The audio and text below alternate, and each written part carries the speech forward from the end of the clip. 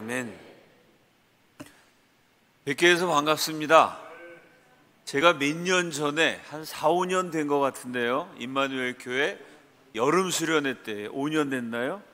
그때 여러분 뵙고 말씀을 나눈 적이 있습니다. 한 5년 만에 다시 뵙게 돼서 저에게는 큰 영광이고요. 제가 경남 지역에 있는 여러 교회 방문해서 집회를 인도할 때마다 우리 존경하는 이종승 목사님 또 임마누엘 교회에 대해서 자랑을 하고 자부심이 담긴 고백을 하는 많은 분들을 만났습니다. 우리 대한민국을 위해서, 특별히 경남 복음화를 위해서 우리 귀한 목사님 그리고 임마누엘 교회가 큰 역할을 해주셨다고 이곳저곳에서 부산에서, 밀양에서, 진주에서, 또 마산에서 제가 경남 지역 가는 곳곳마다 우리 존경하는 목사님과 임마누엘 교회 성도들 한 분 한 분의 그 헌신을 말씀해 주시고 고마움을 표현해 주시는 많은 그리스도인들이 계셨습니다. 우리 대한민국을 위해서, 한국교회를 위해서, 특별히 경남 복음화를 위해서 수고해 주신 이 자리에 계신 한 분 한 분에게 우리 주님의 크나큰 축복과 영광이 임할 줄로 믿습니다. 성령께서 놀랍게 역사하시는 순간이 있습니다. 성령께서 강력하게 역사하셔서 사람들의 삶이 뒤집어집니다. 교회가 새로워집니다.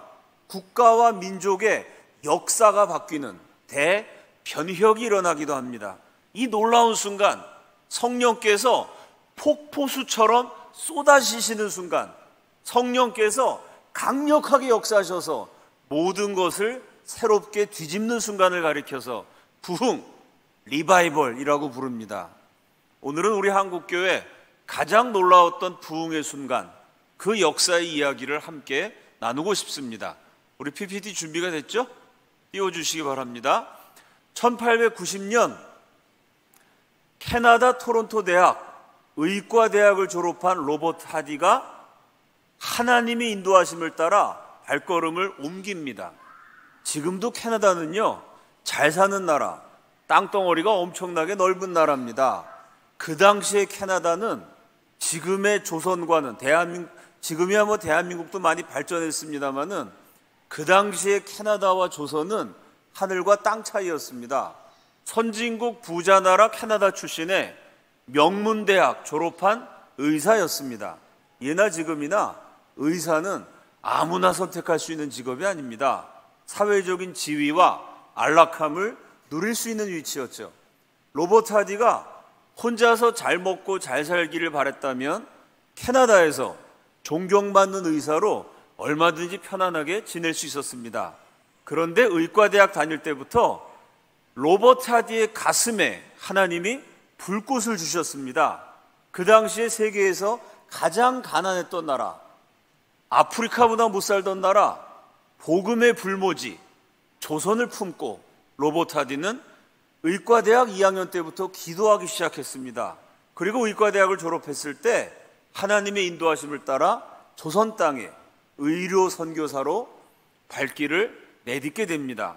처음에 10년 동안 열심히 환자를 돌보면서 복음을 증거했습니다. 1901년부터는 본격적인 목회자 겸 선교사로 이제 의료 사역을 중단하고 복음을 증거하는 사람으로 전 생애를 헌신하게 됩니다.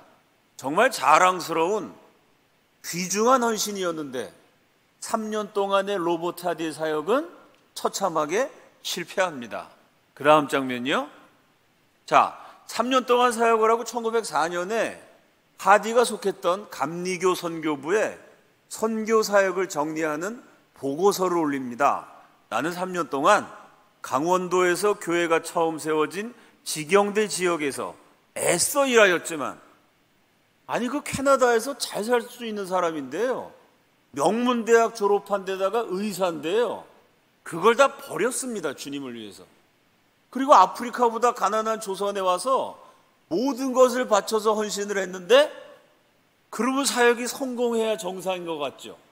이 정도로 귀중하게 헌신을 했으면 놀라운 축복을 받을 것 같은데 그만 선교 사역에 실패했습니다.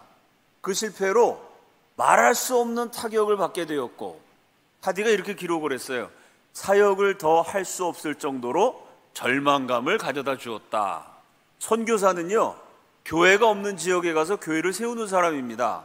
그런데 로버트 하디는요, 선배 선교사들이 순교의 피를 흘려가면서 겨우겨우 교회를 세웠어요. 로버트 하디가 조선에 왔을 때 교회가 없었던 나라였습니다. 강원도에 한두 개, 경상도에 한두 개, 한 도에 교회 한두 개 있을까 말까 했던 그 선교 초창기 시절이에요. 선교사님들이 피땀 흘려 고생해서 순교적인 헌신을 통해 겨우겨우 교회를 하나 세웠는데, 아니 선교사는 로버트 하디가 그 교회 가서 목회하다가 망해서 교회 문을 닫을 지경이 됐습니다. 그러니 본인이 얼마나 괴로웠겠어요. 하나님이 나를 선교사로 부르신 게 아닌데 내가 소명을 착각하고 나 혼자 하나님께 부름받았다고 생각하고 괜히 와서 선교한 게 아닌가. 소명감이 흔들려서 사역을 더 할 수 없을 정도로 깊은 절망을 느끼게 됩니다. 이렇게 실패했던 선교사에게 구원의 빛이 비춰지죠. 로버트 하디가 일했던 감리교회 원산 선교부에 기도의 여걸, 삼총사가 있었어요. 이 여걸 기도 많이 하는 선교사님들이 1903년 8월 24일부터 30일까지 선교 사역에 성령의 특별한 능력이 임하도록 일주일 동안의 특별 기도회를 열게 됩니다. 동료 선교사들 가운데 제일 학벌이 좋고 학식이 뛰어나고 설교를 잘했던 로버트 하디에게 기도를 주제로 한 3편의 설교를 부탁을 하죠. 1903년 8월 23일 밤, 이제 내일부터 시작되는 부흥회 3편의 설교를 해야 되는 로버트 하디가 설교문 작성을 마칩니다. 그리스도 안에 거함, 그리스도를 믿음, 성령의 체험. 제목만 들어도 은혜스럽죠? 그리스도 안에 거함, 그리스도를 믿음, 성령의 체험. 기도를 주제로 한 3편의 설교문 작성을 마쳤어요. 이제 내일부터 부흥회에서 이 설교를 하면 됩니다. 그런데 설교문 작성을 마친 그날 1903년 8월 23일 밤에 로버트 하디가 깨닫습니다. 나는 이 설교를 할 자격이 없구나. 뭐가 문제였을까요? 성경적으로 탁월한 설교였습니다. 신학적으로 나무랄 데가 없는 뛰어난 설교였어요. 성경적이고 신학적으로 잘 정리된 감동적인 설교였습니다마는 문제는 그 설교처럼 살아본 체험이 없어요. 그리스도 안에 거함, 얼마든지 잘 가르칠 수 있습니다. 그런데 설교문 작성을 마친 다음에 기도하면서 로버트 하디가 깨달은 것, 내가 그리스도 안에 충분히 거하지 않았어요. 그리스도를 믿음, 강력하게 선포할 수 있는데 문제가 뭐냐? 가만히 내 마음을 들여다봤더니요, 명문대학 출신입니다. 사회적으로 존경받는 의사예요.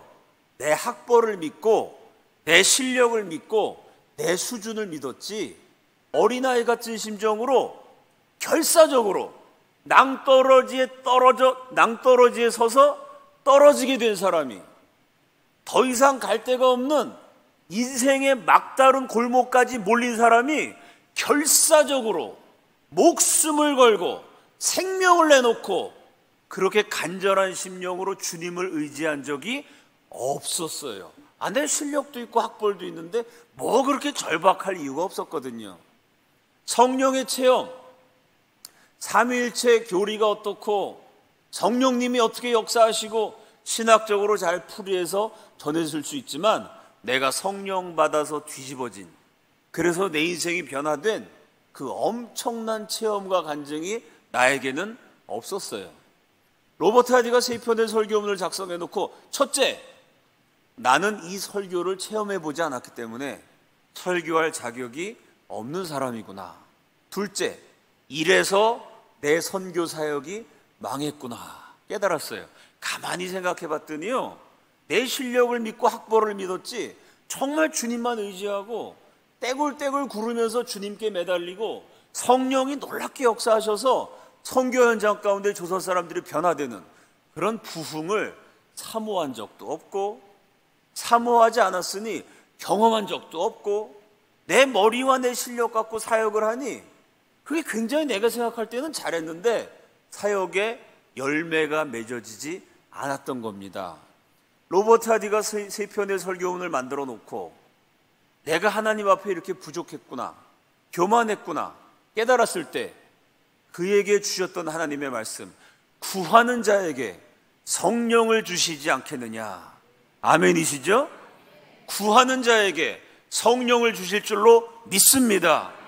로버트 하디가 그 말씀을 붙들고요, 다 내려놨어요. 하나님, 저는 어린아이와 같습니다. 제 능력으로 아무것도 할 수 없습니다. 오직 주님만 의지합니다. 내 학벌과 내 지식을 가지고요, 세상에서 어느 정도 인정받을 수 있고 사람들이 하는 일 어느 정도 업적을 이룰 수 있을지는 몰라도 내 능력을 가지고 하나님의 일을 감당 못합니다. 하나님이 교회 세우지 못합니다. 오직 주님만을 의지합니다. 이 똑똑한 선교사가 떼굴떼굴 구르면서 밤을 새워서 부르짖는데 새벽에 성령이 임하는 놀라운 체험을 하게 됩니다. 성령 받고 드디어 의사 출신 선교사가 뒤집어졌어요.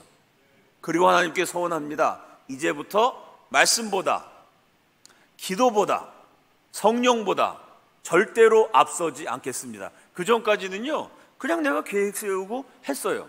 워낙 똑똑한 사람이니까 계획을 잘 세우거든요.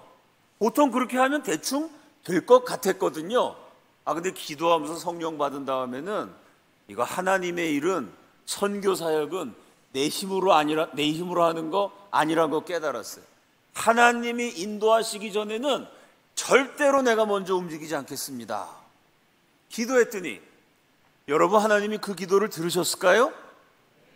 그 기도를 듣고 하나님이 인도하셨을까요? 하나님이 기도를 들으신 줄 믿습니다. 근데 하나님이 기도를 들으셔서 우리 인생이 곤란해질 때가 많아요. 하나님이 기도를 들으시면서 우리를 변화시키려고 아주 난처하게 만드시는 경우가 참 많습니다. 하나님이 로버트 하디의 기도를 그대로 들으셔갖고요, 인도해 주셨는데요. 그래? 내가 인도하는 대로 네가 하겠다고? 좋았어. 그러면서 하나님이 어떻게 인도해 주셨냐면, 그 다음 장면이요, 네가 목회하는 원산 감리교회 교인들에게 왜 너의 선교가 실패했는지, 왜 너의 선교가 실패했는지, 네가 그리스도의 사랑으로 조선 사람들을 솔직하게 사랑해 주지 못했던 너의 실패를 솔직하게 자백해라. 하나님이 아주 로버트 하디를 난처하게 만드셨어요. 여러분, 그 당시에는 조선 사람 목사님이 거의 없어서 선교사님들이 담임 목회 사역을 겸임하던 무렵입니다. 여러분, 서양 선교사가요, 기독교가 뭔지도 모르는 조선 사람 처음 모아놓고 이제 기독교를 증거하는데, 여러분, 제가 주님만 의지했더니 주님이 이렇게 놀랍게 역사해 주셨습니다. 도저히 불가능한 일이었는데 기도했더니 가능해졌습니다. 할렐루야! 이래야 교인들이 은혜를 받지 않겠어요? 그런데 담임 목회를 겸임하는 선교사가, 여러분, 제가 여러분에게 기독교를 전파하겠다고 왔으면서도 제가 여러분에게 하나님을 전해주려고 조선 땅에 왔는데 사실은 제가 하나님 의지하지 않고요, 내가 똑똑하고 명문대학 나왔고 실력 있다고 내가 교만한 마음으로 여러분을 그리스도의 사랑으로 사랑하지 않다가 쫄딱 망했습니다. 여러분, 담임 목사 겸 선교사가 처음 기독교를 받아들이는 조선 사람들한테 자신의 실패를 자백한다는 게 얼마나 부끄럽고 창피한 거예요. 인간적으로 생각하면 로버트 하디가 조선 사람들 좀 거리꼈던 것도 어느 정도는 이해가 돼요. 우리 가끔 텔레비전 보면 저 아프리카에 빨개 벗고 다니고 굶어 죽어서 애들이 빼짝 말랐는데 배만 이렇게 나와서 애가 이렇게 누워있는데 파리가 막 앉아있고 굶어 죽는 애들 텔레비 화면에 볼 때 있죠? 그거 보면 우리가 무슨 생각 들어요? 야, 대한민국 이렇게 잘 사는데 아프리카 진짜 불쌍하구나. 저렇게 못 사는 아직도 원시적인 미개한 나라가 있구나. 우리 한국 사람들이 이제 잘 살게 돼 갖고요, 못 사는 나라 사람 보면은 은근히 무시하는 마음이 우리한테도 있거든요. 캐나다는 그때도 부자 나라였어요. 캐나다에서 사람들이 먹다가 버리는 음식, 내 고향 캐나다에 음식물 쓰레기만도 못한 음식을 조선 사람이 먹는데요, 그나마 그 음식이 없어가지고 몇만 명씩 굶어 죽어요. 로버트 하디가 조선에 와서 사역을 할 때 전염병이 돌았어요. 콜레라, 장티푸스 이런 후진국 전염병이 돌아가지고 1902년 3년 사이에 조선 사람이 5만 명에서 6만 명이 죽었습니다. 그 약 하나를 먹으면 날 수 있는데, 주사 한 방 맞으면 죽지 않을 수 있는데, 약 하나리 없고 주사 한 방이 없어서 전염병이 돌 때마다 5만 명, 6만 명씩 떼죽음을 당하는 나라. 길거리 나가보면요, 굶어 죽은 사람 시체가 널려 있습니다. 실제로 아프리카보다 못 사는 나라. 집집마다 들어가 보면 우상 숭배를 하고, 얼마나 또 그냥 씻지 않아서 더럽고 냄새들이 나는지요. 그 당시 선교사들 기록 보면 이런 얘기가 있어요. 저 사람이 조선의 최고의 연설가라 그러는데 만나봤더니 진짜 말을 잘한다. 제가 누군지 이름은 말하지 않겠습니다. 우리 국사책에 나오는 위대한 인물이에요. 근데 선교사가 뭐라고 얘기했냐면, 저 사람 말은 진짜 잘하는데 문제가 있다. 태어나서 지금까지 양치질을 한 번도 안 해본 것 같다. 이렇게 썼어요. 입을 열 때마다 얼마나 냄새가 나는지, 코가 아픈 게 아니라 눈이 아파서 떠지지가 않는다. 그렇게 썼어요. 여러분, 1902년 3년 당시에 그 가난한 조선에 무슨 치약이 있었겠어요? 칫솔이 있었겠어요? 위대한 독립투사 한 분을 만나고 선교사가 뭐라고 썼냐면, 저 사람 참 똑똑하고 애국자이긴 한데 태어나서 지금까지 목욕을 한 번도 안 해본 것 같다. 몸에서 냄새가 나는데 견딜 수가 없다는 거예요. 그러니 캐나다 선교사가 와서 보니까 굶어 죽은 사람 시체가 널려 있죠. 전염병 돌면 몇만 명씩 죽어나가죠. 집집마다 우상숭배 찌들어 있죠. 사람들 몸에 막 벌레가 기어댕겨요. 냄새가 나요. 아유, 이 더럽고 미개한 조선 사람들 은근히 무시하는 마음이 인간적으로는 들 수도 있겠죠.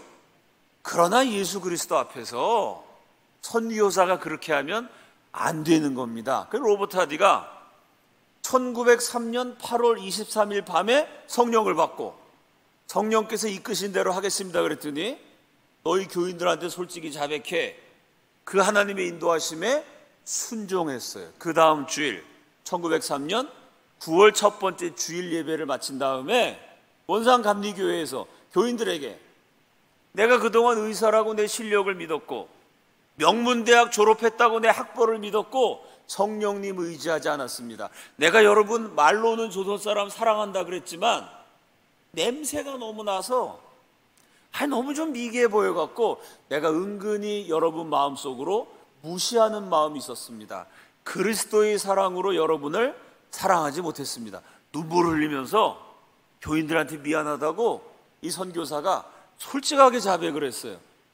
그 자백을 들은 조선 사람들이 기록에다가 뭐라고 남겼냐면, 기독교가 무엇인지를 피부로 느끼기 시작했다. 여러분, 지금은 동네마다 교회가 있습니다. 기독교 신앙생활 어떻게 하는지요, 교회 가서 다른 사람 하는 거 보면 그냥 따라하면 금방 배울 수 있어요. 근데 이때는요, 조선 팔도에 교회가 거의 없었던 무렵, 예수 믿는 사람들이 없었던 나라입니다. 그러니 기독교라는 종교 신앙생활을 어떻게 하는지요, 조선 사람들이 본 적이 없어요. 선교사님들이 맨날 회개하라 얘기하는데, 유교, 불교, 도교, 우리가 믿었던 전통 종교에는 회개해서 용서받고 뭐 이런 게 없었거든요. 회개기도 어떻게 하는지 몰라요. 선교사님들이 맨날 회개하라 그러는데 그거 어떻게 하는지 모르다가요, 로버트 하디가 내가 이것도 잘못했고 이것도 잘못했고 이것도 잘못했습니다. 그 모습을 보면서 회개라는 게 저런 거구나. 그 전에는 그리스도 안에서 형제자매라 그랬어요. 이게 조선 사람들한테 이해가 안 갑니다. 여러분, 지금은 교회가 많이 있으니까 예수 안에서 우리가 형제자매다. 교회에 와보면 나를 친절하게 대해주시는 성도들을 만나면서 쉽게 체험할 수 있어요. 이 당시에는요, 어떻게 형제자매입니까? 양반은 양반이고 상놈은 상놈입니다. 양반하고 상놈이 형제자매가 돼요? 그거 말도 안 되는 소리거든요.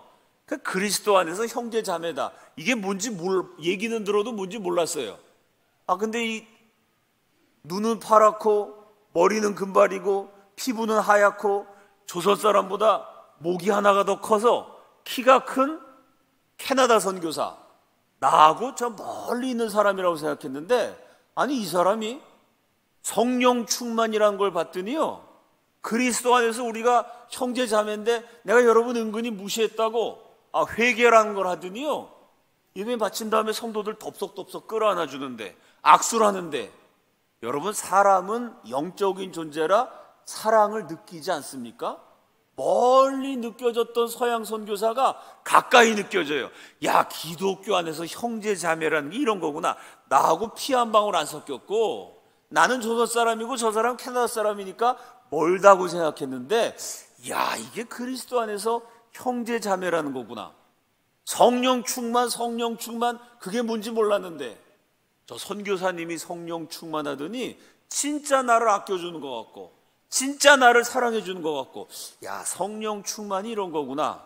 회개가 뭔지, 그리스도 안에 형제되고 자매되는 사랑이 뭔지, 성령 충만이 뭔지 기독교가 처음 들어왔으니 조선 사람들이 그거 뭔지 모르다가요, 로버트 하디가 진실하게 자백했더니 그 모습을 보면서 이런 거구나, 기독교가 무엇인지를 피부로 느끼기 시작했어요.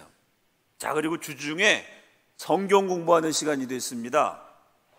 원산감리교회 최종손이란 교인이요, 갑자기 자리에서 일어나요. 종이를 하나 딱 꺼내더니 내가 오늘 여기서 적은 이 문제를 여러분한테 솔직히 다 털어놓고 이 문제를 해결하기 전까지는 밥을 먹어도 먹은 것 같지 않고 잠을 자도 잔 것 같지가 않습니다. 말할 수 없이 피곤한 표정으로요, 일주일 내내 밥을 먹어도 먹은 것 같지가 않고 잠을 자도 잔 것 같지가 않았다는 거예요. 그러면서 종이에 뭔가를 적어와서 쫙 읽어주는데, 그게 뭐였냐면 태어나서 지금까지 살아오면서 지었던 죄의 목록이었어요. 그 죄의 목록 가운데는 남의 물건 슬쩍슬쩍 훔치고 남의 돈 빌리고 일부러 떼어 먹었던, 도적질하면서 살았던 내용도 있었습니다. 그 당시 조선 사람들이 다들 그러고 살았어요. 우리 속담에 사흘 굶으면 담 타넘지 않는 사람 없다. 3일을 굶어서 죽을 지경이 되면요, 담을 타넘어서 훔쳐서라도 일단 사람이 먹고 살아야죠. 목구멍이 포도청이다. 다 들어보셨죠? 가난했던 조선에서 굶어 죽을 수는 없기 때문에 살아남기 위해서 훔치기도 하고 돈도 띄어먹고 다들 그러고 살았습니다. 나만 그런가요? 남들도 그런데. 그래서 그게 죄인 줄 몰랐어요. 그런데 지난 주일 예배를 드린 다음에 로버트 하디가 성령 받았다고, 성령 충만하다고, 여러분도 성령 받으셔야 된다고, 그 설교를 들은 다음에는요, 밤에 잠을 자려는데 잠이 안 와. 내가 명색이 예수 믿는 사람인데, 내가 남의 것 도적질하면서 언제까지 도둑으로 살 수는 없지. 자꾸 마음이 괴로워서요, 밥을 먹는데 음식이 목구멍에 넘어가지 않아요. 여러분 왜 그럴까요? 성령이 역사하시면 양심이 살아납니다. 성령이 임하지 않을 때 내 양심이 죽어 있으니까요, 죄를 지어도 그게 죄인지 몰라요. 남들도 다 그런데 이루고 죄 지으면서 살아갈 수 있습니다. 성령 충만하시면 인생이 피곤해지십니다, 여러분. 성령 충만해지시면 인생이 곤란해져요. 왜? 성령 충만 받으면요, 더 이상 죄를 즐길 수가 없어요. 교회도 다니면서 죄도 지으면서 한 발은 하나님께 걸쳐놓고 한 발은 세상에 걸쳐놓고, 교회에서는 영락없는 하나님의 자녀인데 세상 나가면 예수 안 믿는 사람하고 똑같아요. 그렇게 살아갈 수 있는 비결은 절대 성령 안 받으시면 됩니다. 여러분 성령 안 받으시면요, 마음껏 죄 지으면서도 소화가 잘 돼요. 밤에 잠도 잘 와요. 그러나 성령이 역사하시면요, 요한복음 말씀에 성령이 오시면 죄에 대하여, 의에 대하여, 심판에 대하여 너희를 책망하시리라. 여러분, 죄 지은 것 때문에 괴로울 때가 있죠. 내가 예수 믿는 사람인데 용서를 못 해가지고 내가 이렇게 살면 되나? 마음이 불편할 때가 있죠. 그 불편함, 그 괴로움이 하나님이 여러분을 사랑하시는 증거인 줄로 믿습니다. 죄를 지어서 괴롭고 가슴 아프고 눈물 나는 거, 주님 앞에 서면 내가 교회를 10년 다니고 20년 다녔는데 이것밖에 안 되는구나, 자책감이 드는 거, 절망하지 마세요. 하나님이 여러분을 여전히 사랑하시고 절대로 포기하지 아니하시고 괴롭게 해서라도 여러분을 영광스러운 자리로, 하나님께 쓰임받는 자리로 이끌고 계신 성령의 놀라운 역사인 줄로 믿습니다. 최종선이 성령을 받았더니 그 전까지는 뭐 도둑질하고 이러면서도 남의 물건 슬쩍슬쩍 훔치면서도 아무런 괴로움이 없었거든요. 지난주일 예배를 드린 다음에 로버트 하디가 성령 그 설교 들었더니요, 잠이 안 오는 거예요. 내가 이제부터 예수 믿는 사람처럼 똑바로 살아야 되는데 내 능력으로 그렇게 살아갈 자신이 없어요. 죄를 이기는 게 쉽습니까, 여러분? 3살 버릇이 80까지 가거든요. 3살이 아니라 우리는 0살, 엄마 뱃속에 있을 때부터 죄인입니다. 날 때부터 죄인인데, 만들어질 때부터 죄인인데, 본질상 죄인인 진노의 자녀인데 사람의 힘으로 죄를 이길 수가 있겠어요? 성령 충만해야만 가능한 줄로 믿습니다. 최종선이 그걸 깨달은 거예요. 내가 앞으로는 이렇게 살지 말아야지 결심을 하는데 작심삼일이거든요. 이게 내 능력으로 안 되거든요. 그래서 적어 갖고 왔어요. 여러분, 내가 정말 이 죄를 다 버리고 예수 안에 새 사람이 돼서 살고 싶은데 이게 내 힘으로 도저히 불가능한 일이니 저를 위해서 기도해 주십시오. 그 성경 공부에 모인 원상감리교 교인들이 그 최종선을 위해서 다 같이 기도하는데 얘기를 들어봤더니 남의 얘기가 아니에요. 나도 죄인이거든요. 나도 돈 문제, 여러 가지 세상에서 살면서 예수 믿는 사람답지 못하게 산 적이 있었거든요. 최종선의 부탁을 받고 교인들이 기도하다가 최종선을 위해서 기도하다가 점점 기도가 내 기도로 바뀌고 내 회개로 바뀌면서 함께 기도하던 교인들 모두가 성령 충만해지는 역사가 일어납니다. 그러니까 로버트 하디에게 임했던 성령의 불이 원산감리교회 교인들에게 옮겨 붙기 시작했어요. 이게 1903년 9월 주중 성경 공부 모임에서 일어났던 일. 그 다음 주 1903년 9월 둘째 주일이 됐어요.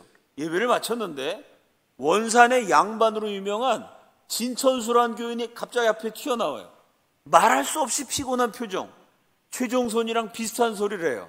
내가 이 문제를 해결하지 않고는 밥을 먹어도 먹을 것 같지가 않고 잠을 자도 잔 것 같지가 않습니다. 그러면서 죽은 아내 얘기를 꺼내요. 최종선의 아내가 몹쓸병에 걸렸어요. 남편이 일 마치고 집에 들어오면 아내가 잘 섬겨주었으면 좋겠는데 아내가 막 병 걸려갖고 신음을 하니까 남편한테 서비스가 마음에 안 들어요. 우리 아내가 아프니까 그렇지.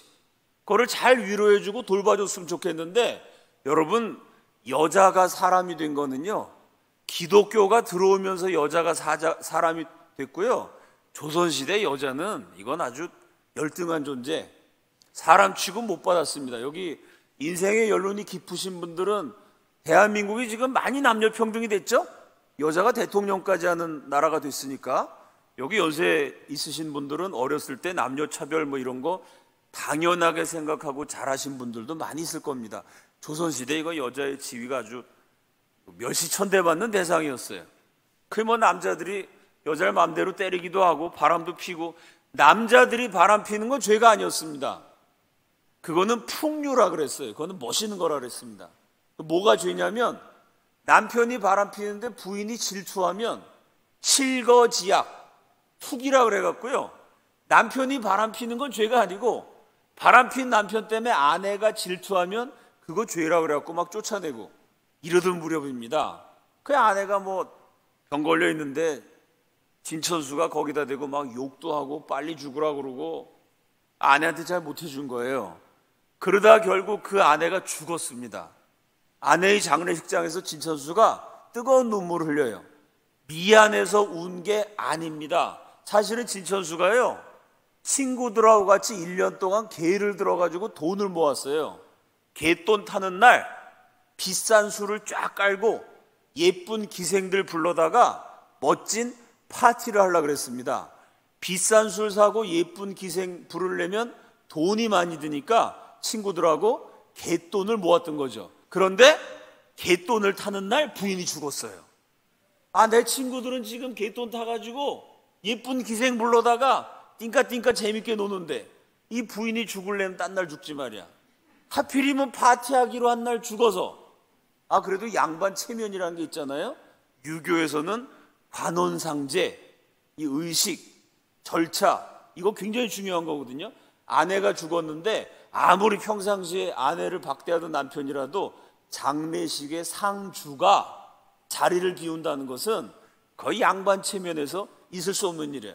할 수 없이 양반 체면 때문에 아내 장례식장에 딱 서 있으면서 눈물 흘렸다는 거예요. 이 부인이 죽을래면 딴 날 죽지. 내 친구들은 지금 멋진 파티하고 있는데 내 신세가 불쌍하다 이러고 울었대요. 그러고도 그게 죄인지 몰랐어요. 사실은 지금 대한민국에서 쓰는 화폐에 조선시대 위대했던 인물들 다 나오잖아요. 그분들이 한결같이 부인도 있고 부인 이외에 첩이 따로 있고 부인과 첩 말고 사랑하는 기생은 또 따로 있었어요. 조선시대 남자들이 다 그러고 살았습니다. 그게 죄가 된 거는 기독교가 들어오면서 여성들을 인격으로 존중하게 되고 성경적인 거룩을 가르치면서 그게 죄라는 걸 깨달았죠. 그때 다 그러고 살았거든요. 진천수도 부인이 그렇게 죽어서 조금 그냥 안 됐다 생각했지 그게 죄인지 몰랐어요. 그런데 지난 주일 예배를 드린 다음에 성령이 역사하시면 사람이 뒤집어진다. 로버티아드의 간증을 들은 다음에는요, 밤에 괴로워서 잠이 안 와요. 그래도 하나님이 나한테 주신 아내인데 내가 그 안에 죽을 병 들었을 때 오히려 욕을 하고 아내가 죽었는데 장례식장에서 막 부인에 대해서 원망을 하고 내가 남편으로서 차마 못할 짓을 했구나. 이제 나도 예수 믿는 사람답게 바람도 안 피고 깨끗하게 기생들도 안 만나고. 여러분 그게 쉽지가 않거든요. 사람이 변화되는 게. 기도해 봤는데 도저히 내 힘으로 안 될 것 같아. 예배를 마치고 누가 시키지도 않는 진천수가 뛰쳐나와가지고 여러분 내가 이런 사람입니다. 내가 이제부터 예수 믿는 사람답게 거룩하게 살려고 그러는데 도저히 내 힘으로 안 되니 제발 이 죄를 이기고 승리할 수 있도록 나를 위해서 기도해 주십시오. 눈물 흘리면서 이 양반이요 자기 부끄러운 죄악을 그대로 고백을 했어요. 원산 감리교회 교인들이 그 얘기를 들으면서 같이 진천수를 위해서 기도하는 순간 성령이 임해서 바람피던 남편들이 일시에 회개하는 엄청난 역사가 원산 감리교회에 일어나게 됩니다. 바람피는 남자가 그 하나뿐이었겠어요? 앉아있던 남자들이 다 같이 마음이 찔리죠. 바람 폈던 사람도 찔리고 부인 때렸던 사람도 찔리고 내가 예수 믿는 사람이 이렇게 살면 안 되지. 교인들이 다 같이 성령 충만해지게 됩니다. 예배를 드릴 때마다 성경 공부를 할 때마다 누가 시키지도 않았어요. 그렇게 하라고 말하지도 않았는데 성령이 역사하시니까 사람들이 견디지를 못해요. 성령이 역사하시면 견디지 못하는 줄로 믿습니다. 성령이 역사하시면요 내 죄를 견디지 못하게 돼요. 성령이 역사하시면요 정말 주님을 향해서 드리고 싶은, 주님을 향해서 내 인생을 불사르고 싶은, 주님을 향해서 헌신하고 싶은 내 열정을 견디지 못하게 돼요. 성령 충만해서 죄를 견디지 못하고 하나님 나라를 향한 열망을 견디지 못해서 마침내 하나님께 아름답게 쓰임받는 임마누엘 교회 모든 성령 충만한 성도들이 되시기를 주님의 이름으로 축원합니다. 모일 때마다 성령 충만하니까 견디지 못해서 자기 죄를 자백하고 그 사람을 위해서 다 같이 기도하는 가운데 삶이 변화되고 원산에서 부흥이 일어난 것입니다. 이 사건이 1903년에 원산 대부흥. 이 원산 대부흥의 대표적인 인물로 한국 최초의 감리교인 가운데 하나였던 윤성근이라는 이름이 역사에 기록되어 있습니다. 이분이 원산 대부흥 때 성령 받았어요. 그리고 하나님께 기도했는데요, 기도 제목이 정말 멋있습니다.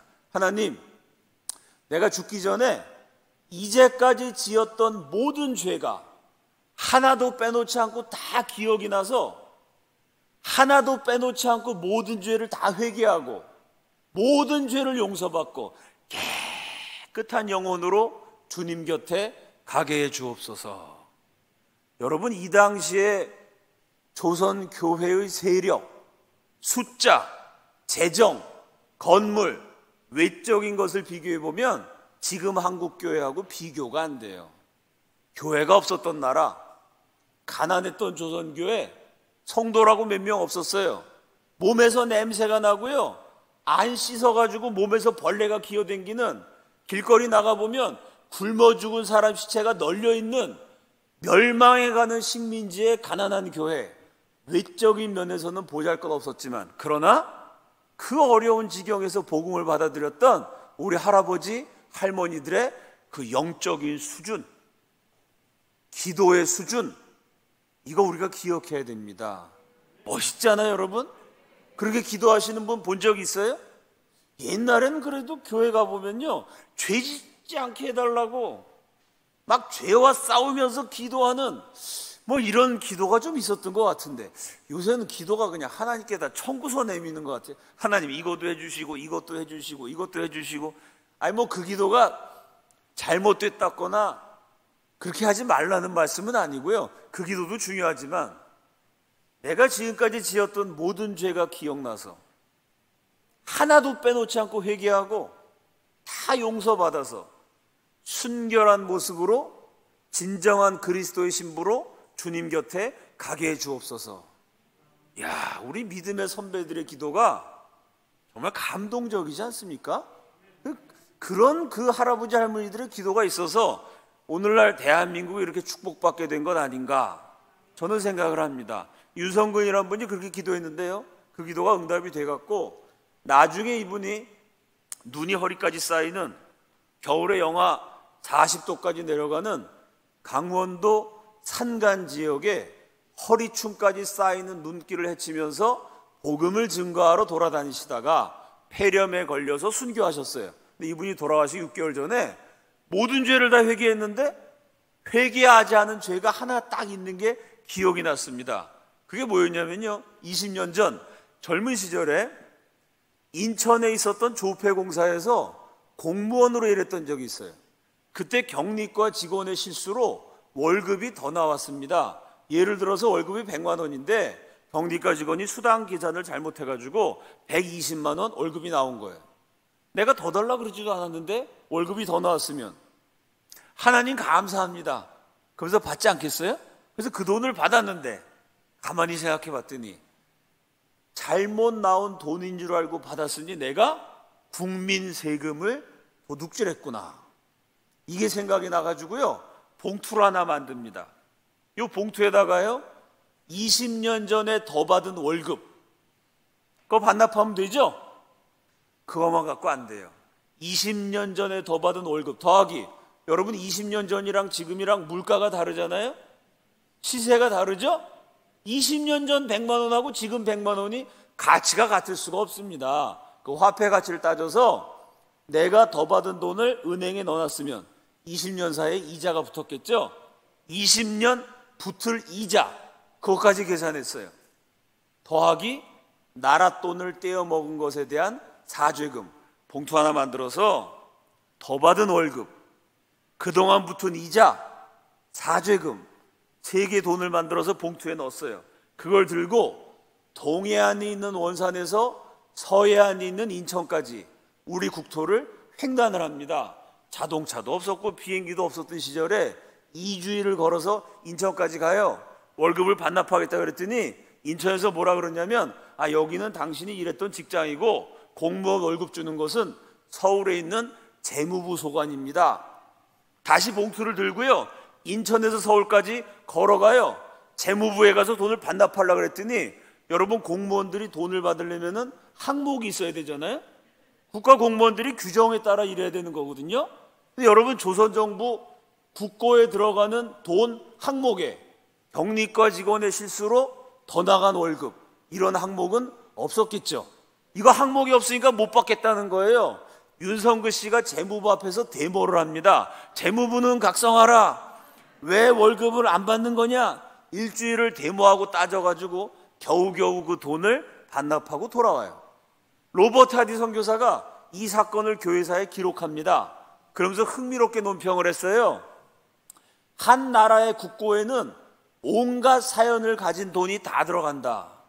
여러분, 대한민국 국고 그러면요, 애국자가 바친 성금도 있고, 교통사고 법식금도 있고, 깡패가 약한 사람 두들겨 패가지고 뺏은 돈, 그 영업이익에서 떼어낸 세금도 있겠죠. 애국자가 낸 돈, 깡패가 낸 돈, 교통사고 낸 사람이 낸 돈, 온갖 종류의 사람들이 낸 다양한 돈이 나라의 국고에 다 들어가는데, 그 온갖 종류의 돈 가운데 양심전, 최고로 양심적인 돈은 윤성근이 반납한 헌금이다. 로버트 하디가 이렇게 기록을 했어요. 그게 원산교회의 유행이 돼요. 그 얘기를 들은 이 원산감리교회 교인들이, 맞다, 돈지갑이 회개해야 진정한 회개지, 내가 입술로만 주님께 회개한다고 그러고 내 삶에서 돈 문제가 깨끗하지 못하면 이건 제대로 된 회개가 아니다. 10년 전에 저 전라도에서 돈 떼어먹고 도망친 사람, 저 서울에서 20년 전에 사업하다가 야반 도주했던 사람들이 자책을 하면서 10년 전, 20년 전에 떼어먹은 돈 더하기 그동안 붙은 이자 더하기 내가 돈 떼어먹었으니 얼마나 미안해요.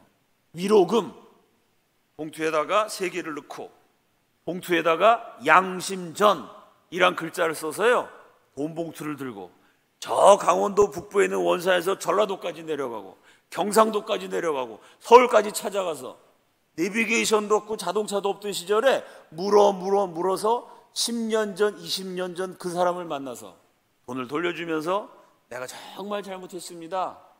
내가 이렇게 회개하는 건 예수 믿었기 때문입니다. 당신도 꼭 예수 믿기 바랍니다. 그러고 돌아오니까요, 원산에 있는 조선 사람들이 가만히 보니까 저 예수쟁이들이 뭔가 달라요. 예수쟁이 어느 날부터 갑자기 노름에 쪄들었던 예수쟁이가 성령 받았다 그러면서 노름판에서 벗어나요. 음란하게 살던 사람이 깨끗해져요. 돈 떼어먹었던 사람이 돈을 돌려줘요. 이야, 예수쟁이들은 뭔가 있구나. 저 예수쟁이들이 성령 그러는데 진짜 교회 가면 사람이 바뀌는구나. 원산에 있는 조선 사람들이 거룩한 충격을 받게 돼요. 그리고 전도를 받아서 한 사람 두 사람 교회에 나오기 시작하면서 원산 감리교회가 폭발적으로 부흥하게 됩니다. 바로 이것이 원산 대부흥이죠. 그 다음 장면이요. 자, 원산에서 이렇게 부흥의 불꽃이 막 타오를 때 하나님이 로버트 하디에게 주신 말씀, 오늘의 본문 여호수아서 14장 9절 다시 한번 다 함께 읽습니다. 시작.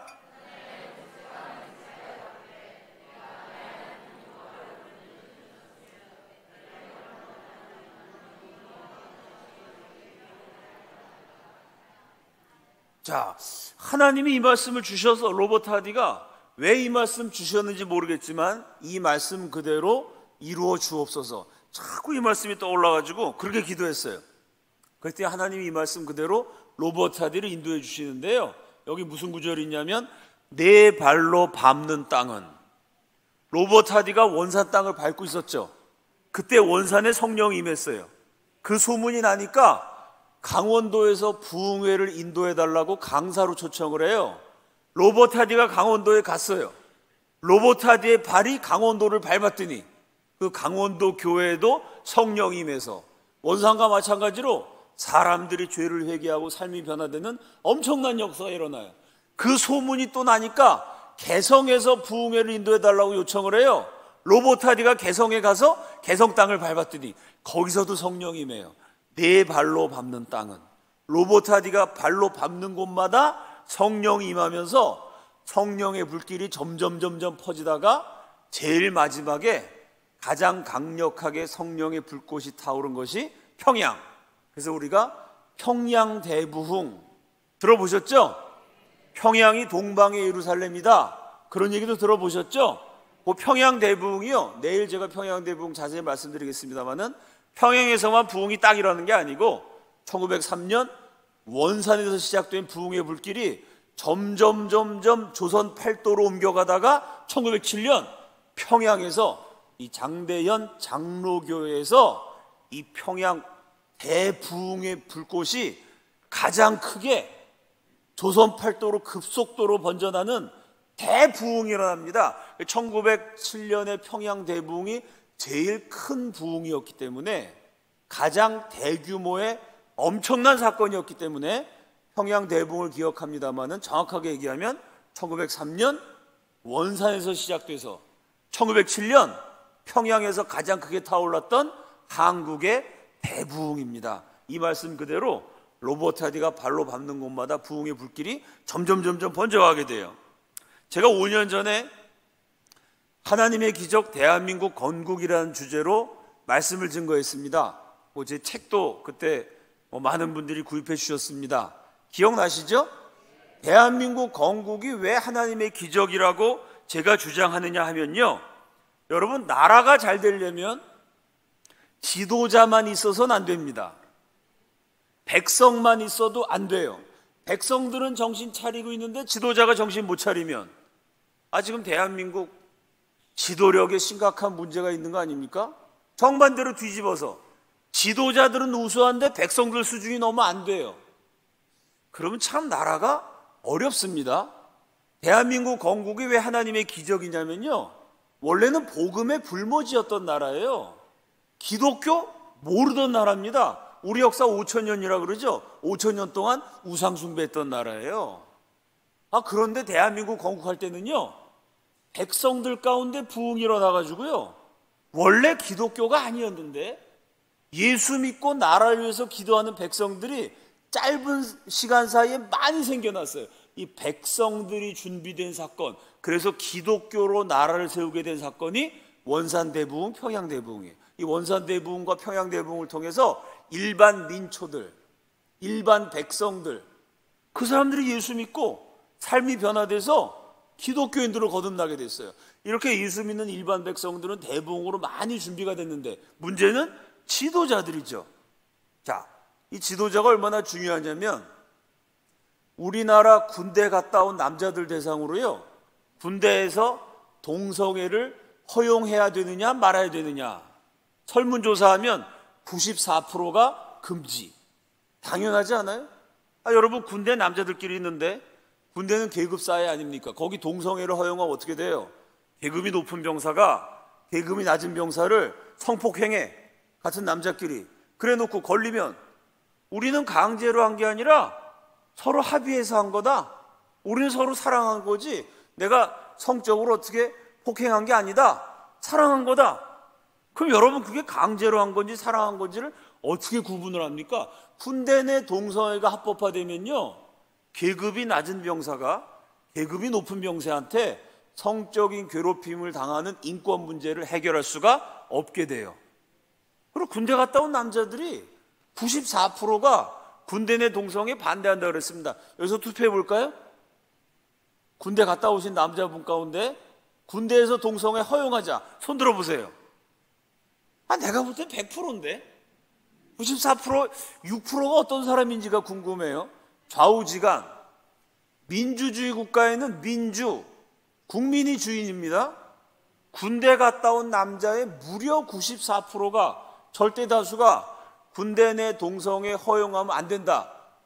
그러면 그대로 가는 게 민주주의인데, 여러분, 우리나라 국회의원들이요, 벌써 여러 번, 지금도 비슷한 법안이 평등법, 차별금지법 올라가 있지 않습니까? 예전에 2013년인가요? 군형법 92조 6항, 군대 내 동성애 금지안, 그 조항 폐지해야 된다. 이런 내용으로 국회의원 수십 명이 법안을 발의했습니다. 그때 국회의원 59명인가 그랬어요. 국회의원들이 힘을 모으면 대통령도 쫓아낼 수 있습니다.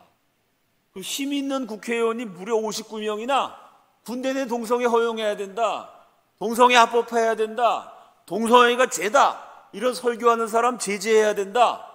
아니, 국민의 94%는, 군대 갔다 온 남자의 94%가 그거 안 된다 그런데도요, 국회의원 59명이 허용해야 된다고 법안을 만들어서요, 그 법안 통과를 막느라고 일반 백성들이 국회의원 59명 상대로 싸운다는 것은 힘들고 어려운 정도가 아니라 고통스러운 일입니다. 저도 그때 막 같이 많은 분들이 싸우신데 저도 한쪽 귀퉁이에서 그냥 이렇게 도와드리면서 싸웠는데 얼마나 고생을 많이 하고, 신문에 광고 내느라고 그 운동하시는 분들이 카드 긁고 카드비 깎느라고 고생하고, 백성들이 바르게 생각해도 지도자가 이렇게 엉뚱한 짓 하고 나라를 엉뚱한 방향으로 이끌어가면 많은 백성이 고통스럽게 돼요. 대한민국 건국이 왜 하나님의 기적이냐? 첫째, 원산 대부흥에서 평양 대부흥까지 한국의 대부흥을 통해서 예수 잘 믿는 백성들이 깨어났어요.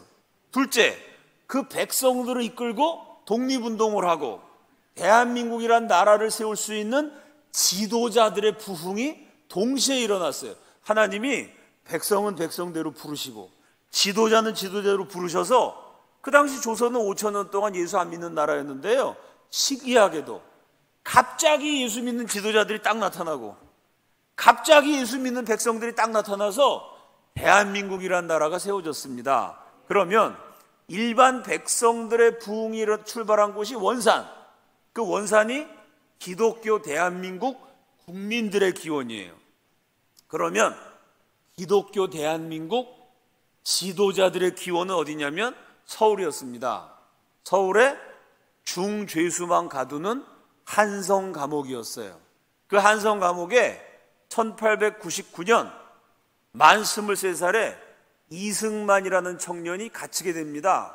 조선 최고의 문장가, 조선 최고의 연설가로 명성을 떨치고 있었어요. 조선 최고의 천재 청년인데 1898년 그 까마득한 옛날에 우리 역사상 처음으로 조선 땅에 민주주의 국가를 세우기 위한 혁명을 모의합니다. 임금님이 눈 시퍼렇게 뜨고 살아계신데 그 임금님을 쫓아내고 백성이 주인 되는 나라, 민주주의 국가를 세우려고 그랬으니 대단히 시대를 앞서간 성각자인 것은 맞습니다마는 임금님 입장에서 볼 때는 역적이죠. 조선시대 제일 나쁜 역적입니다.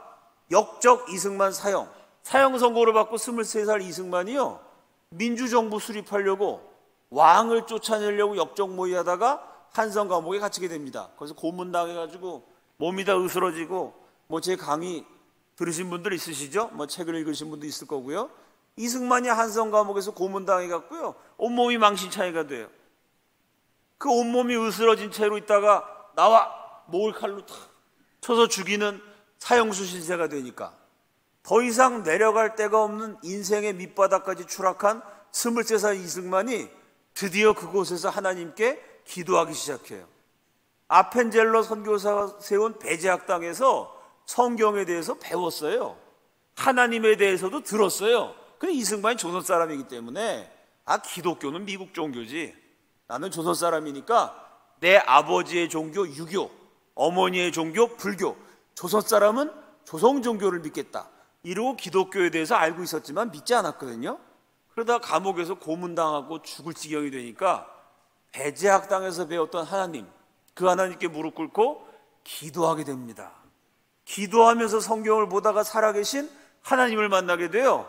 1899년에 조선 국내에서는 최초로, 조선 사람 가운데 처음으로 이승만이 양반 가운데 처음으로 한성 감옥에서 기독교인이 됩니다. 그 다음 장면이요. 이승만이 예수를 믿을 때 조선이란 나라 도무지 희망이 없었어요. 앞에서도 말씀드렸지만 굶어 죽은 사람 시체가 널려있는 아프리카보다 가난한, 이제 조금 있으면 일본한테 멸망하게 될 식민지, 사람의 눈으로 볼 때는 아무런 희망이 없는 나라인데 이승만이 예수를 믿고 봤더니 모든 희망이 사라져버린 것 같은 조선 땅에 오로지 남아있는 단 하나의 희망이 여전히 살아서 숨쉬고 있다는 것을 깨닫게 돼요. 예수 믿고 쓴 책 청년 이승만 자서전. 다 함께 읽습니다. 시작.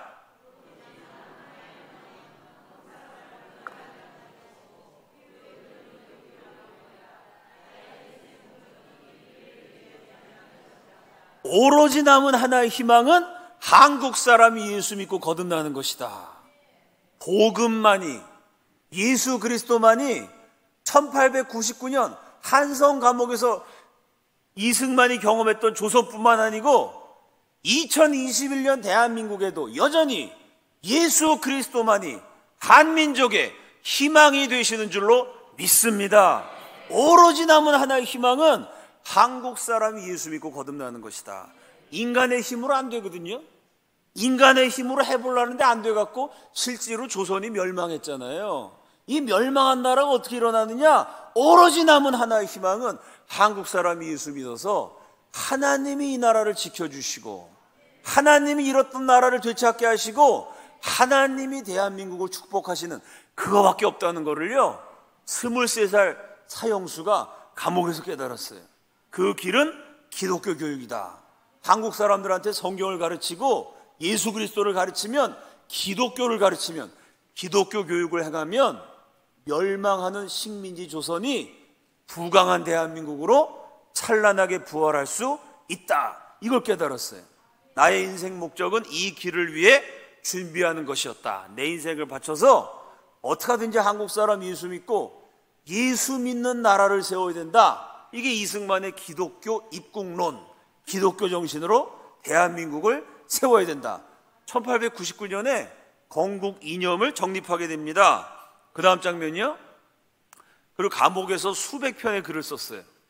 이승만이 감옥에 썼던 수많은 글의 주제가 하나예요. 기독교로 나라 세워야 된다. 어떻게 기독교를 증거할 것인가? 어떻게 하나님 말씀을 조선인의 심장 속에 아로새길 것인가? 어떻게 조선 사람이 예수 믿고 예수 잘 믿는 나라 세울 것인가? 그런 글을 수도 없이 썼는데요. 1903년 8월에 쓴 글, 제목이 예수교가 대한장래의 기초. 무슨 소리인지 아시겠죠?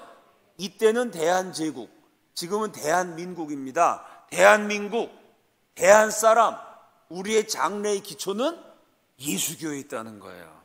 저 개명한 나라들에서는 잘 사는 나라는 왜 잘 사느냐? 사람의 몸이나 집안이나 나라가, 개인, 가정, 국가가 하나님의 도로서 구원을 얻었고 하나님의 도인 성경 말씀대로 따라하면 개인, 가정, 국가가 잘 될 수밖에 없다는 거예요. 그 안 되는 나라는 왜 안 되느냐? 저 열리지 못한 나라들에서는 사람의 몸이나 집안이나 나라가, 개인, 가정, 국가가 사람의 도, 감옥에서 이승만이 쓴 글에는요 하나님의 도, 사람의 도, 천도, 인도 두 가지를 구분해요. 하나님의 도는 뭐냐? 성경 말씀, 하나님의 진리, 이거 하나님이 우리에게 계시로 준 거니까 하나님의 도고요.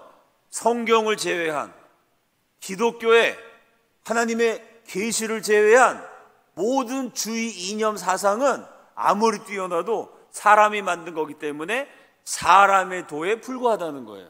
아무리 뛰어나도 그건 사람이 만든 거예요.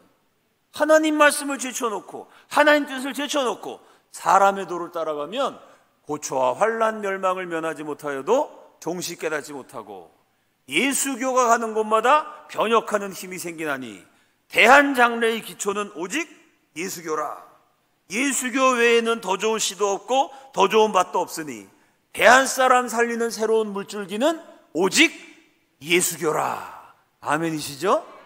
예수 잘 믿는 나라가 되면 아프리카보다 가난했던 이 비참한 조선이요 잘 사는 나라도 될 수 있고, 일본한테 멸망당하는 식민지가 나라를 되찾아서 독립도 할 수, 5,000년 동안 997번 침략당해서 동네북처럼 맨날 뚫겨봤던 나라가 예수만 잘 믿으면 하나님이 지켜주시는 부강한 당당한 자주 독립국이 될 수 있다. 1899년 감옥에서부터요 예수만 잘 믿으면 이 나라의 운명이 바뀐다. 이승만이 그런 생각을 해요.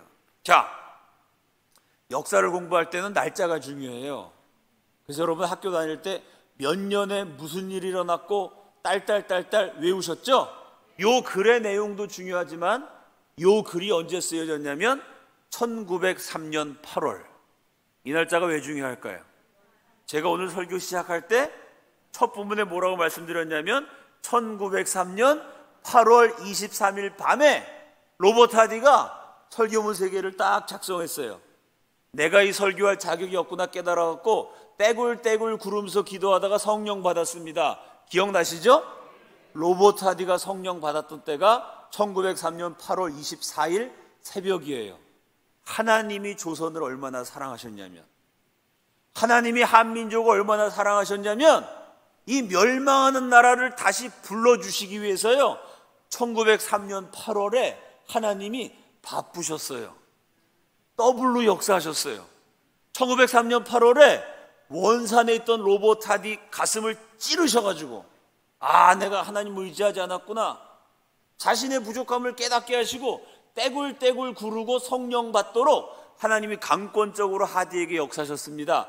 1903년 8월 24일 원산에 있었던 하디를 통해 조선의 일반 백성들에게 예수 그리스도가 증거되게 하셨어요. 동시에 그 1903년 8월에 한성 감옥에 있었던 이승만은요 이제 시작되는 부흥을 통해 예수 믿는 그 조선 사람들의 지도자가 되어서 그 예수 믿는 기독교인 중심으로 독립운동을 하고 건국 작업을 할 수 있도록 이미 하나님은요 조선 사람 가운데 부흥의 불꽃이 막 타오르던 그 무렵에 그 조선 사람 이끌어갈 지도자 이승만이요 감옥에서 앞으로 우리나라는 이런 나라가 되어야 된다, 건국의 비전을, 건국의 이념을 이미 글로 기록하고 있었어요. 하나님이 어떻게 역사하셨는지 감이 잡히시죠? 그 다음 장면이요. 자, 이것도 역시 1903년 11월 만 28세 한성 감옥에 갇혀 있었던 청년 이승만의 가슴에 불타던 기독교 대한민국의 비전입니다. 다 함께 읽습니다. 시작.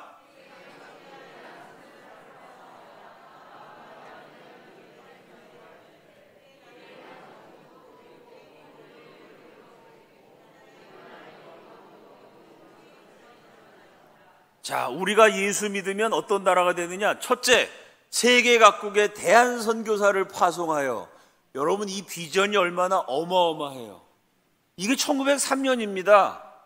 원산 대붕이 일어날 때 제가 말씀드린 것처럼요 강원도에 교회 2-3개, 경상도에 2-3개, 전라도에 1-2개, 조선 팔도에 교회가 거의 없던 무렵인데요 한국 담임 목사가 없어서 캐나다 선교사가 원산 감리교회 담임 목회하던 시절에 이승만은 감옥에서 뭐라고 썼냐면, 우리가 세우는 대한민국은 방방곡곡에 교회가 세워져서 많은 한국인이 예수 믿는 건 당연하고요 세계 각국에 저 야만과 미개한 인종이 사는 오지에까지 대한선교사, 대한민국 선교사를 전 세계에 파송하는 선교의 대국이 된다. 그 당시 관점에서 보면 말도 안 되는 글이죠.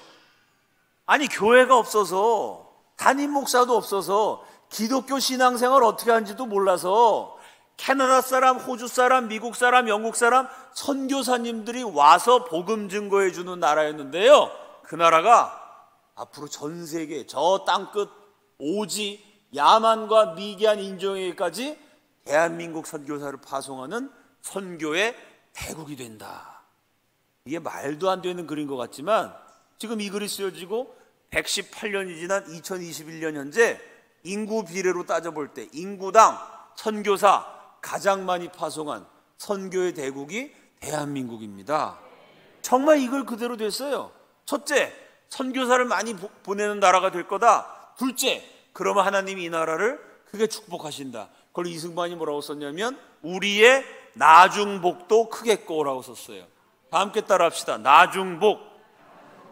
이승만의 글에는요 동양의 처음 예수교 나라 나중복, 동양의 처음 예수교 나라 나중복, 동양 최초의 기독교 국가가 되면 나중에는 큰 복을 받는다. 나중복이란 말, 동양의 처음 예수교 나라라는 말이 이승만의 글에 수백 번 반복이 돼요. 그게 대한민국의 건국 이념입니다. 동양의 처음 예수교 나라가 돼서 하나님께 나중복을 크게 받을 것이다. 그럼 여러분, 한국 사람 성질이 급하잖아요. 복을 받으려면 당장 복, 지금 복, 빨리빨리 복이지.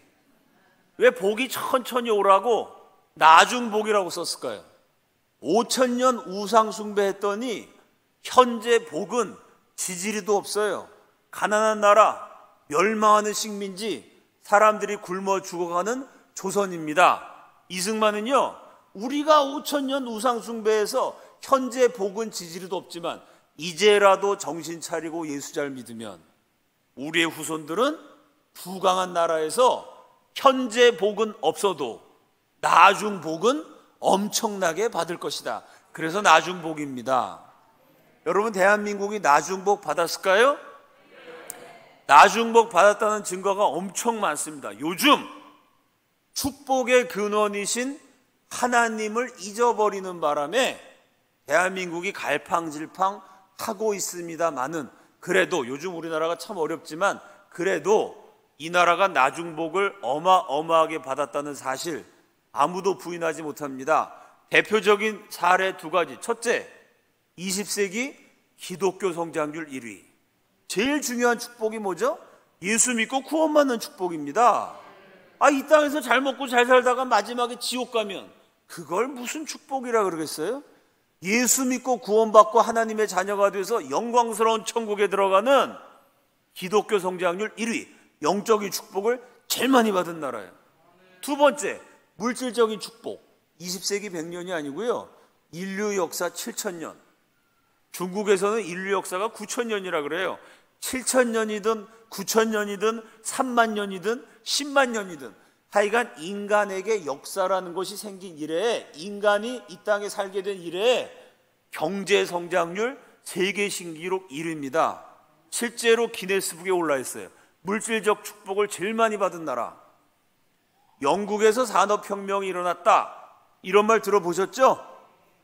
영국 경제가 100년 만에 30배, 40배 커졌습니다. 기나긴 역사 속에서 보면 100년이라는 시간은 짧은 기간이거든요. 100년 만에 경제가 30배나 되니까 산업 발전이 아니라 산업혁명이라 그랬어요. 대한민국은 아직 100년이 안 됐습니다. 이제 건국한 지 한 73년? 70년 만에 경제 규모가 30배? 택도 없어요. 300배? 한참 모자라요. 3,000배? 아직도 안 돼요. 3만 배 더하기 1,000배입니다.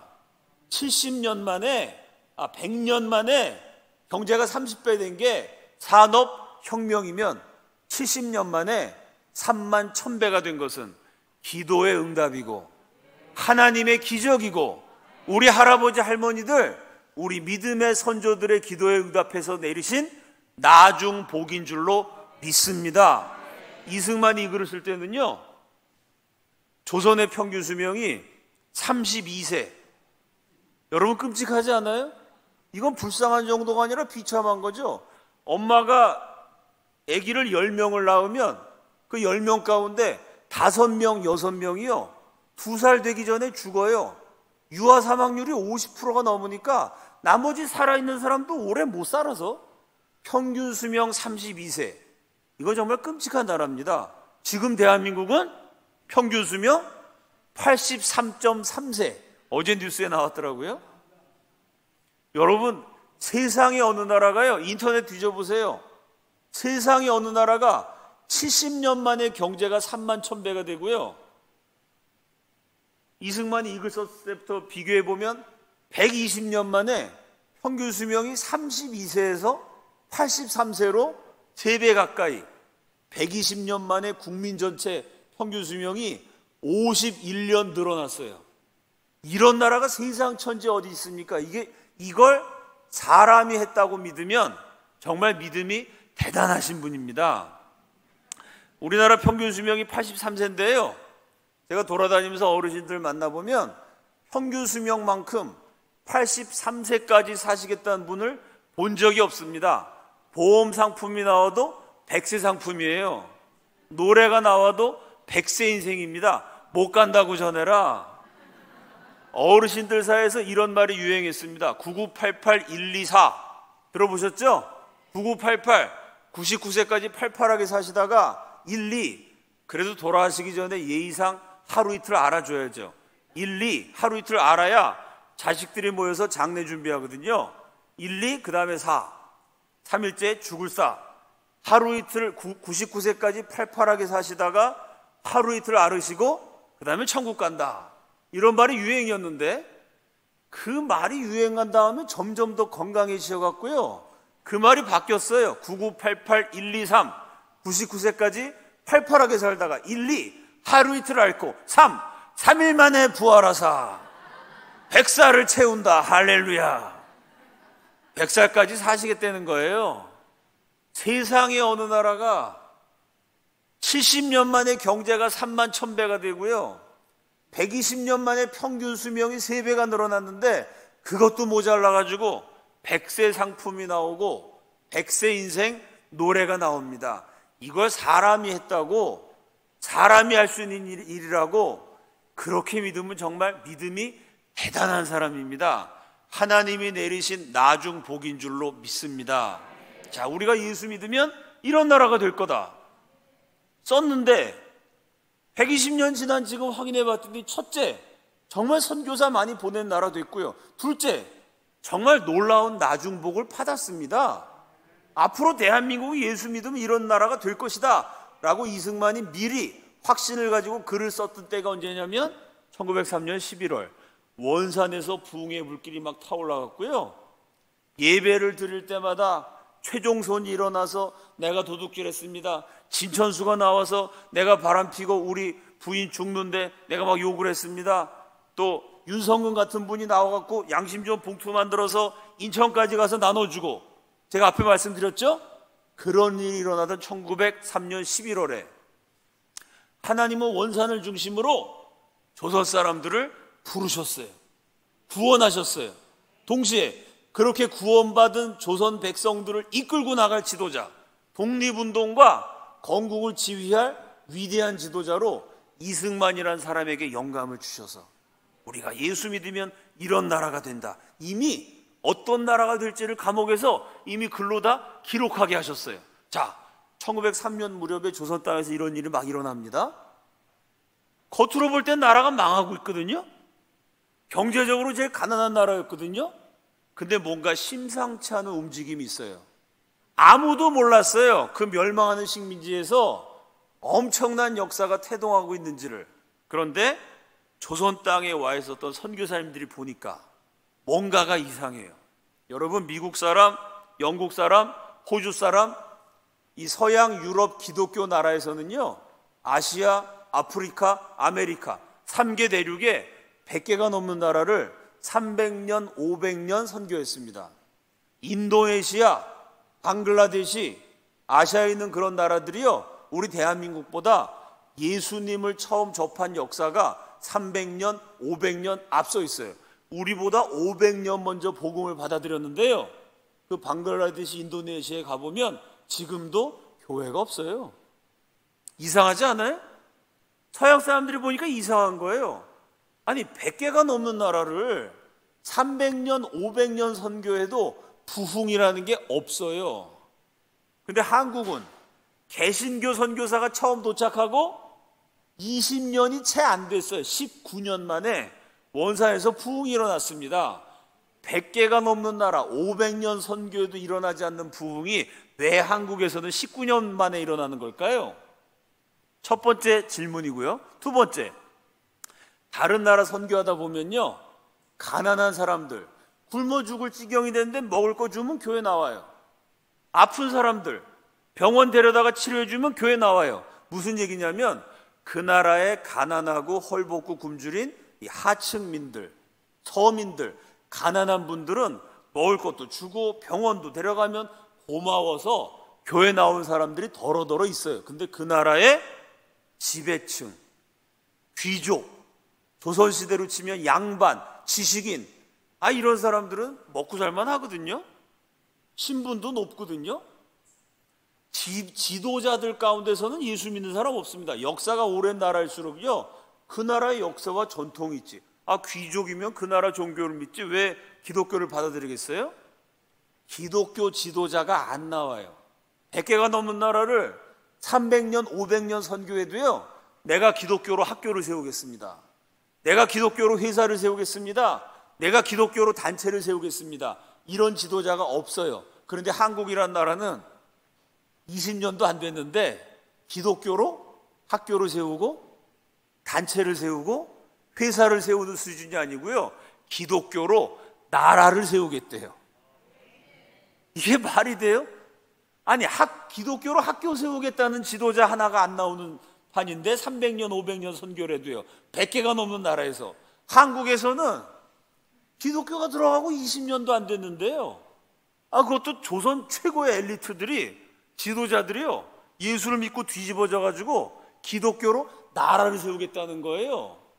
이거 한국에 뭔가 이상한 일이 일어나는 게 아닌가. 선교사들이 주시하기 시작합니다. 그 다음 장면이요.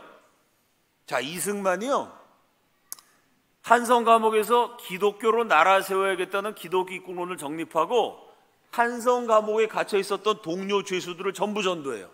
이 한성 감옥은요 일반 감옥이 아니었어요. 도둑질하고 강도, 사람 때리고 사기치고 이런 일반 죄수들이 아니고요, 그때 멸망하는 조선을 끝까지 지키기 위해서 마지막까지 싸웠던 조선의 애국자 엘리트들이, 이승만도 마찬가지죠.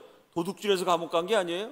나라가 망할 지경이 되니까 망하는 나라 살리기 위해서 혁명이라도 해야 된다. 혁명 모의하다가 역적이 되어갖고 감옥 갔죠. 이승만처럼 멸망하는 조선을 지키기 위해서 끝까지 싸우던 애국자 엘리트들이요, 친일파, 친청파, 친러파, 외세의 공격을 받아 정치범이 돼서 갇혔던 감옥이 한성 감옥이었어요. 이해가 되시죠? 그 한성 감옥에 갇혀 있었던 죄수들 40명을 이승만이 몽땅 전도해요. 그래서 그 죄수들이 모여서 성탄절 예배를 드리고 찍은 기념사진. 이때 이승만이 전도한 인물들이 예전에 제가 강의한 기억이 아마 나시는 분들이 있을 거예요. 우리 대한민국 이끌어가는 위대한 인물들이 됩니다. 이때 한성 감옥에서 이승만이 전도한 사람들. 그 다음 장면이요, 헤이그 밀사 사건의 이준 열사 들어보셨죠? 그 이준 열사가 이때 이승만이 전도했어요. 조선의 거인 월남 이상제 선생, 그 다음이요 상해 임시정부 김구 주석님이 유명한데, 김구 선생님이 마지막 주석이고 김구 선생님보다 먼저 주석을 하셨던 상해 임시정부 최고 지도자 이동영 선생. 그 다음 장면이요, 물산 장려운동이란 거 들어보셨죠? 일종의 국산품 애웅운동이었죠. 일제시대 때 물산 장려운동을 일으킨 조선물산 장려회 회장 유성준 선생. 그 다음 장면이요, 제국신문 언론인이었던 이종일 선생. 이분이 제국신문이라는 언론을 통해서 항일 독립투쟁을 많이 하셨는데요, 이분이 하셨던 대표적인 사건 여러분이 다 알고 계신 거 있어요. 뭐냐면 1936년 베를린에서 올림픽이 열렸습니다. 그때 조선 청년이 그 올림픽에서 마라톤 대회에서 세계 신기록 세우면서 우승했어요. 누구죠? 송기정 선생. 송기정 선생이 조선 사람인데, 송기정 선생이 금메달 땄을 때 가슴에는 태극기가 아니라 일장기가 그려져 있었죠. 왜? 조선이 멸망해갖고 일본 대표로 올림픽에 갔어요. 그거를 이종일 선생님이 사장으로 계시던 동아일보에서 어떻게 했죠? 사진을 냈는데 가슴에 일장기를 지워버렸어요. 왜? 이 송기정은 조선 사람이다. 일본 식민 지배에 봤으니까 일본에 대한 저항의 표시로 일장기를 지워서 이걸 일장기 말소 사건이라 그러죠. 그 일장기 말소 사건 때문에 동아일보가 폐간되고 동아일보 경영진이 구속됐는데 그 책임자였던 분이 이종일 선생이에요. 이분이 한성 감옥에서 이승만 옆에서 깜빵살이 하다가 이승만이 전도한 기독교인이었어요. 그 다음 장면이요, 우리 국어 시간에 배웠죠? 조선 최초의 신소설은 안국선의 금수회의록. 이분이 우리 문학계의 선구자이기도 하고 조선 사람으로는 제일 먼저 서양 정치학을 받아들였던 정치학의 선구자이기도 한데, 역시 이분도 이승만이 전도를 받았어요. 자, 제가 이승만이 전도한 40명 가운데 한 6분 정도 소개해드렸습니다. 이준 열사, 이상제 선생, 유성준 선생, 이동연 선생, 이종일 선생, 안국선 선생. 다 굉장한 분들이죠. 이분들이 나가서 3.1운동도 일으키고 일장기 말소 사건도 일으키고 소설도 쓰시고, 이 쟁쟁한 인물들 40명이요 이승만의 전도를 받고 몽땅 기독교인이 돼갖고요 감옥에서 하루에 10시간에서 15시간 할 일 없으니까 매일 성경 읽고 연구하는 거예요. 그분들이 남기신 말씀, 우리들 생각에는 기독교가 자유의 종교라는 것은 의심의 여지가 없었다. 성경은 진리를 가르치고 있으며 진리가 너희를 자유롭게 하리라고 믿었다. 감옥에 갇혀 있었던 사람들 모두가 우리 국민들의 갱생을 위해 기독교를 전파하는데 일생을 바치겠다고 결의했다. 제가 보여드린 이 쟁쟁한 인물 40명이 우리 민족이 살아날 길은 기독교밖에 없다. 나라를 뺏겼는데 이 나라를 되찾을 때는 기독교로 되찾아야 한다. 나라를 다시 세울 때는 기독교 정신의 반석 위에서 세워야 된다. 40명이 그런 생각을 하고요, 감옥에서부터 하나님께 기도하기 시작했어요.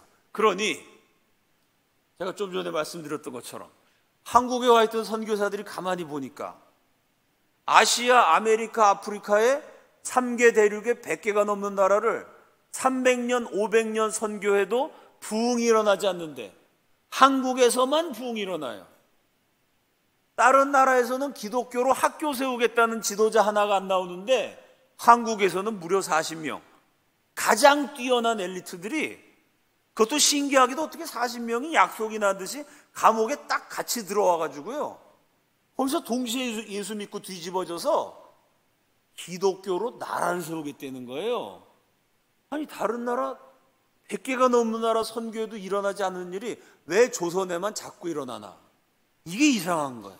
선교사들이 그 문제를 놓고 기도하고 연구하다가 드디어 나름대로 답을 내리기 시작합니다. 그 다음 장면이요. 자, 처음에 부흥이 감리교에서 일어나서 나중에 이 부흥의 불길이 감리교, 장로교 할 거 없이 교파를 초월해서 옮겨 붙게 돼요. 처음에 부흥이 일어났던 감리교의 잡지 코리아 메소디스트, 한국의 감리교인들이란 잡지에 한국에 와 있는 감리교 선교사들이 이런 글을 써요. 하나님께서 어떤 목적으로 이 나라에 그의 능력을 그토록 놀랍게 현시하시는가? 왜 100개가 넘는 나라에서 일어나지 않는 부흥이 한국에서만 일어나고 3개 대륙에서 300년, 500년 선교에도 나오지 않는 기독교 지도자가 한국에서는 무려 40명이나 쏟아져 나오냐? 왜 한국에만 하나님의 능력이 나타나느냐?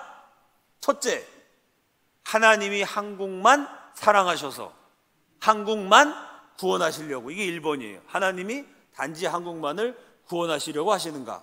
둘째, 아니면 하나님이 한국을 영적인 누룩으로 삼으시려는 것인가? 누룩이 들어가면 빵이 전부 부풀잖아요. 마찬가지로 하나님이 이 가난하고 보잘것없는 멸망하는 식민지 한국을 특별한 목적으로 영적인 누룩으로 사용하셔가지고요, 요 한국에 먼저 부흥을 주시고 한국을 통해 다른 나라도 부흥을 주시려고 하시는 건가? 한국에 먼저 지도자를 일으키시고 그 한국을 통해 다른 나라에도 복음이 증거되게 하시려는 건가? 이해가 되시죠? 1번, 하나님이 한국만 사랑하셔서. 2번, 하나님이 한국을 특별히 선택하셔서 한국을 통해 놀라운 일을 이루기 위한 목적으로 한국에만 부흥과 지도자를 주셨다. 어느 거냐? 선교사님들의 결론은 우리는 하나님께서 한국을 황인종을 복음화하시기 위한 도구로 만드시려고 계획하심을 믿는다. 장차 한국을 통해 황인종, 거대한 아시아 대륙의 동양 문명, 수많은 나라들이 한국을 통해 예수 그리스도를 받아들이게 될 것이다. 실제로 지금 중앙아시아 선교, 동남아시아 선교, 서남아시아 선교, 중국 선교, 일본 선교, 황인종 선교, 아시아 선교 제일 잘하는 나라가 대한민국입니다. 실제로 선교사님들이 쓴 글 그대로 됐어요. 자, 요 글도 언제 쓰여졌는지 날짜가 중요합니다. 1905년 9월. 요 날짜가 왜 중요하냐면요, 1905년 11월에 이토 히로부미가 서울에 와요. 그때부터 고종 황제는 이토 히로부미의 월급을 받는 월급쟁이가 됩니다. 법적으로 조선이 망한 건 1910년 한일합방, 법적으로는 그때 끝났어요. 그러나 실제적으로 나라가 망한 건 1905년 을사조약 이렇게 말하죠. 여러분 아시는 것처럼 충정공, 민영환, 매청, 황현 이런 애국자들이 나라 망했다고 자살했잖아요. 언제 자살했냐면 1905년 11월이에요. 그럼 1905년 9월이면요, 나라가 어려울 때가 아닙니다. 그냥 어려운 정도가 아니고요, 나라가 망해 없어지기 2달 전. 2달 있으면 이 나라가 이제 망해요. 애국자들이 막 자살합니다. 우리 역사의 가장 어려운 밑바닥인데요, 2달 있으면 망한 나라니까 이때 벌써 뭐 나라 전체가 이건 나라라고 보기 어려워요. 근데 그때 무슨 소리가 나왔냐면 이 나라가 절대로 망할 나라가 아니다. 2달 있다가 망해가지고 언제 나라를 되찾을지 아무도 모릅니다. 기약이 없어요. 근데 뭐라고 말했냐면 이 나라는 절대 없어지지 않는다. 망에 자빠지지 않는다. 다시 일어난다. 왜요? 정치적으로 힘이 없어요. 경제적으로 가난해요. 문화적으로 보잘것없습니다.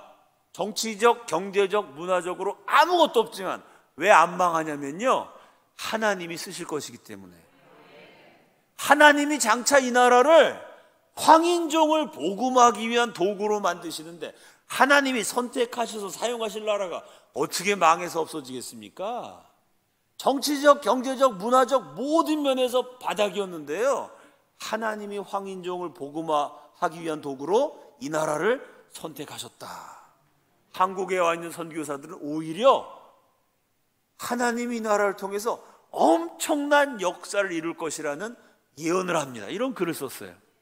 그 다음 장면이요, 비슷한 글인데 1906년 4월에 사무엘 무호 선교사님, 이 글의 앞부분은 이런 내용입니다. 하나님이, 역사의 주인이신 하나님이요, 지구상에 어떤 나라를 일으키실 때는 아무 생각 없이 나라를 일으키시는 것이 아니고 하나님이 그 민족, 그 국가에 주신 사명이 있다는 거예요. 그리스, 헬라의 사명은 아름다움. 그래서 지금도 헬라의 비너스상, 비너스르면 아름다움의 상징이죠. 이스라엘의 사명은 종교, 율법, 유대교, 기독교 다 이스라엘에서 시작됐어요. 앞부분의 내용이 이거예요. 하나님은 한 민족을 부르실 때 사명을 주신다.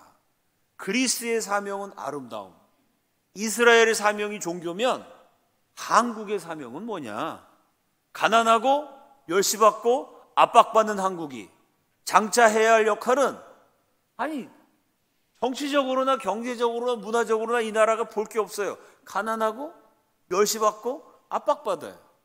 이 보잘것없는 한국이지만 하나님이 사명을 주셨다는 겁니다. 무슨 사명이냐면 칠흑 같은 동방의 어둠에 진리의 빛을 가져다 줄 하나님의 사자, 하나님의 선포자, 하나님의 증거자, 메신저가 되는 것이다.